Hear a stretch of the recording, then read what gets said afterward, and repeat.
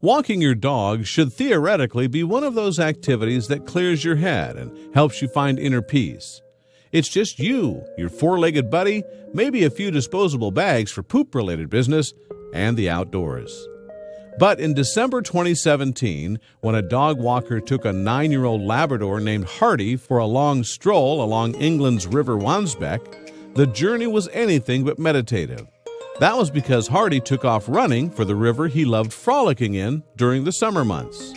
Unfortunately, Hardy didn't account for the 21-degree temperature, and he found himself quite literally on thin ice.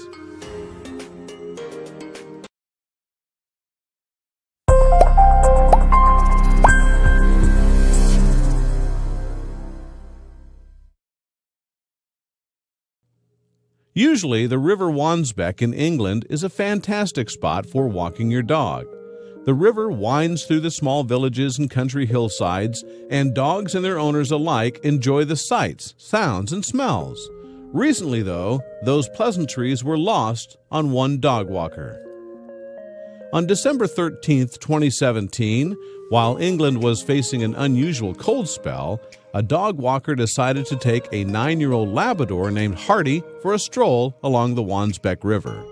That was when the pooch had an idea. He was going to go for a swim. Hardy took off running toward the water, not accounting for one major detail. Winters in England are cold, and on this particular winter day, it was only about 21 degrees Fahrenheit. In other words, the water was frozen, and the pooch made it halfway out on the ice before the unspeakable happened. The water cracked, and he fell in.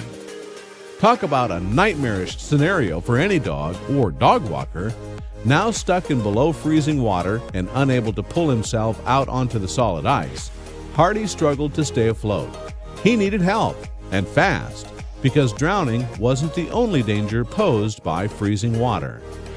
According to Scientific American, your body goes into shock during the first few minutes you spend in frozen water. You instinctively take sharp, deep breaths as you try not to swallow any water, and you typically have about 15 minutes before fatigue sets in. The same goes for dogs. Hardy the Labrador survived those first potentially deadly minutes of shock, but he wasn't in the clear yet. Meanwhile, his dog walker was frantic. Luckily, a nearby rowing club saw Hardy's struggle and alerted the fire department, which in turn alerted the RSPCA. Help was on the way, but would it come in time? With rescuers on their way, Hardy faced another deadly threat, hypothermia. That would be the lethargy, frostbite, and organ failure that followed a dip in body temperature, and it was the last thing Hardy needed if he was going to survive. The race to save him was on. For nearly an hour, Hardy struggled keeping himself afloat in freezing water, a remarkable feat for man or canine. Finally, Inspector Jackie Miller and her fellow firefighters arrived at the scene. But could they save Hardy? The dog was far from the bank and almost completely submerged in frozen water. At any minute, Hardy could succumb to the cold. We were really worried about poor Hardy, Inspector Miller said. Her team wasted no time launching their rescue plan. The problem with ice rescues is that they're inherently dangerous.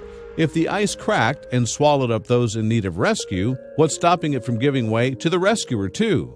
Luckily, Inspector Miller and her firefighters were prepared. The RSPCA's press release relayed a bit of the rescue's details. I made sure I was securely fastened to the rope and started across the ice, Inspector Miller reported. This way, if she fell into the water, helpers could pull her out. But would she reach Hardy in time? Lying down on her stomach so as to not slip and require rescue herself, Inspector Miller inched her way toward Hardy using an ice pick.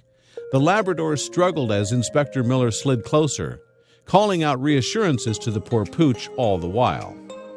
She slid across the ice inch by inch until she was finally able to reach out and grab the shaking Hardy. She pulled herself right beside him. I managed to grab him by the scruff of his neck and help Hardy push himself up onto the ice, she said. He was free. Or was he? After an hour in freezing water, surely Hardy would have faced terrible symptoms of cold. He must have been freezing because he didn't hang around but scampered off towards the dog walker. Inspector Miller said she could only imagine Hardy's suffering. As Hardy scurried back to the shore, firefighters pulled on the rope attached to Inspector Miller. Through deep breaths, her excitement was audible. It was the thrill of someone who saved a life. Still, she'd have to see how Hardy had fared internally before she could rest easy. Stepping back on the shore and climbing through the reeds with the helping hand of the firefighters, Inspector Miller rushed over to Hardy, where his walker toweled him off. The firefighters, along with Inspector Miller, they inspected the damage. The Labrador was in perfect condition. Well, almost. He had a small cut on his paw and was pretty cold, but apart from this, he was absolutely fine. Inspector Miller said after an hour in freezing water, Hardy put on a serious, amazing display of toughness. Later in the day, Inspector Miller visited Hardy at home and found him acting as though he hadn't been through a traumatic, life-threatening event. He's quite a strong dog who's been used to swimming in the North Sea, she said, so he seemed pretty unfazed by it all. Hardy even got a few sausages out of the whole ordeal. Afterwards, the hero of the day proved quite gracious. "I'd like to say a huge thank you to the fire services," Inspector Miller said. "They were brilliant in putting a contingency rescue plan in place, and it paid off, as we brought Hardy to safety." That poor dog walker never expected to face this kind of nightmare when taking Hardy out for a stroll. Luckily for Hardy, rescuers knew just what to do.